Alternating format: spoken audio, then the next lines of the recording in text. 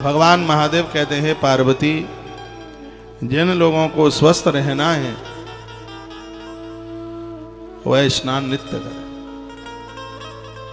एक भी दिन बिना नहाए न रहे। 3 से 4:30 के बीच में जो नहा लेते हैं उनको अमृत स्नान का फल मिलता है। जो 4:30 बजे से लेकर सूर्य उदित के पहले पहले नहा लेते हैं उनको गंगा स्नान का फल मिलता है।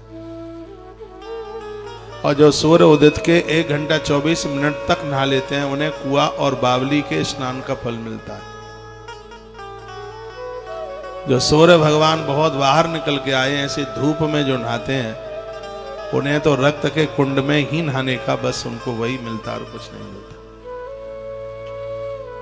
सूर्य उदय के 1 घंटा 24 मिनट तक तो सबका स्नान हो जाना चाहिए।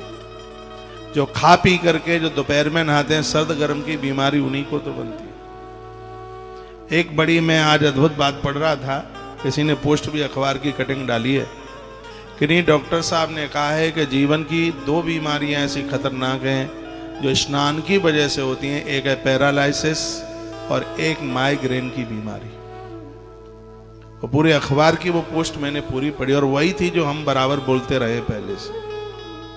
वो कहते हैं कि बहुत जो देर में दोपहर में जो नहाते हैं, पानी डालने से शरीर उठ जाता है और उन्हें कभी भी पैरालाइसिस की शिकायत हो सकती है। स्नान करते समय जो पूरा टोंटी खोल करके सिर के ऊपर पानी डालते हैं, इसके द्वारा माइग्रेन की बीमारी हावी हो जाती है। इसलिए स्नान का सही फॉर्मूला यही है कि पामों पर पानी डालते डालते, नीचे से नहाते नहाते, कंधों पर पानी डालते हुए और आराम से पूरा शरीर जब ठंडा हो जाता है, सबके बाद में सिर पर जल डाला जाता है और सीधे टोंटी खोली और मूड के ऊपर, सिर के ऊपर ही पानी डाला है।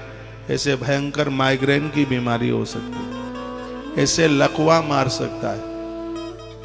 ये आयुर्वेद भी बोलता है और पद्म पुराण भी कह रहा है इस बात। स्नान का जो समय है वो सूर्य उदित होने से पहले का ज्यादा बढ़िया है। उस समय बॉडी शांत रहती है, उसके ऊपर सूर्य की किरणों का प्रभाव नहीं हुआ है कोई।